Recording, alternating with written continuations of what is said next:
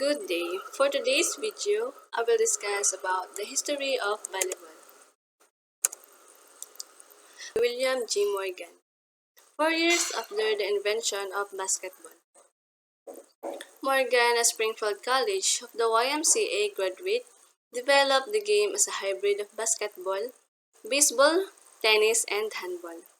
The first volleyball net borrowed from tennis was only 6'6" high, though you need to remember that the average American was shorter in the 19th century. In 1916, the Philippines were the first to demonstrate the aggressive setting and spiking technique. The USBBA was established as a result of the realization that standard rules were needed for tournament play. Basic volleyball rules for playing the game. Number 1, 6 players on a team, 3 on the front row and 3 on the back row. Number 2, the maximum of 3 hits per side. Number 3, player may not hit the ball twice in succession. Number 4, ball may be played off the net during a volley and on a serve. 5, a ball hitting a boundary line is in.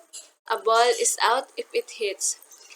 7, it is legal to contact the ball with any part of a player's body.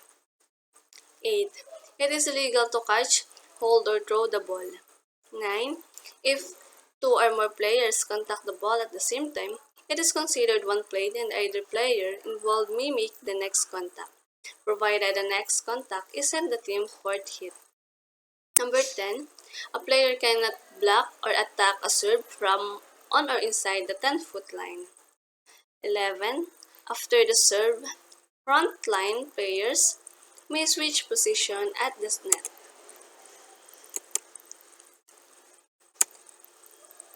Volleyball court dimensions. The volleyball court is 60 feet by 30 feet in total.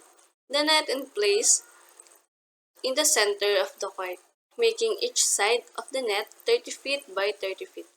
Center line. A center line is marked at the center of the court, dividing it equally into 30 feet squares, above which the net is placed. Attack line. An attack line is marked 10 feet of each side of the center line. Service line. A service line, the area from which the server may serve the volleyball, is marked 10 feet inside the right sideline on each back line. The net. The net is the place directly above the center line, 7 feet 4 inches above the ground for women and 8 feet above the ground for men.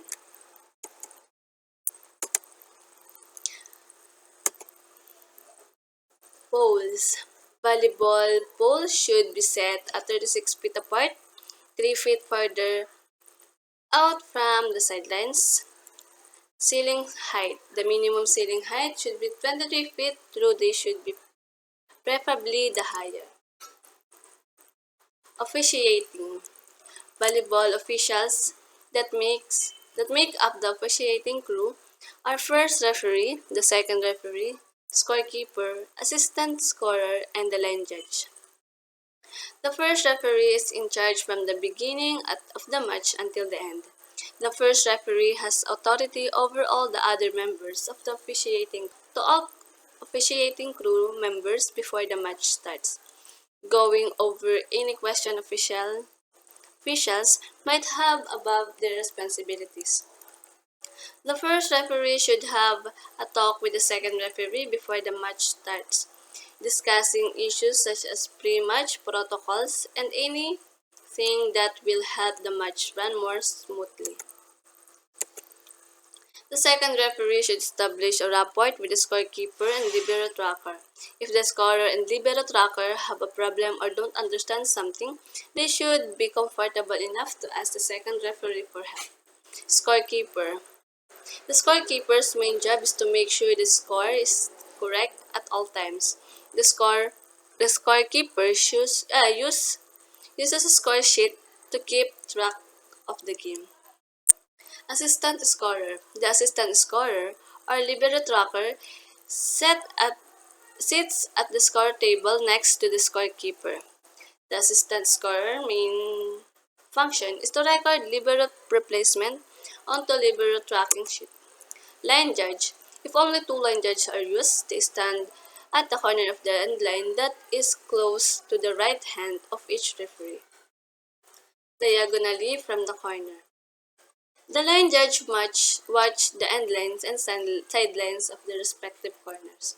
For FIBB and official competitions, four line judges are used. Each line judge stands in the free zone 1 to 3 meters, line up with the imaginary extension of the respective line. Line judge main responsibility is to make signal to help out the referee in making judgment calls. The line judge may be instructed to use flag to make the signals. The game. Volleyball. Game played by two teams, usually of 6 players on a side, in which the players use their hands to bat a ball back and forth over a high net, trying to make the ball touch the court within the opponent's playing area before it can be returned.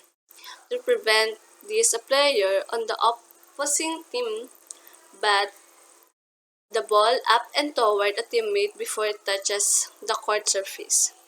The teammate may then volley it back across the net or bat it to a third teammate, who volley it across the net. A team is allowed only 3 touches of the ball before it must be returned over the net. And that's all, and thank you.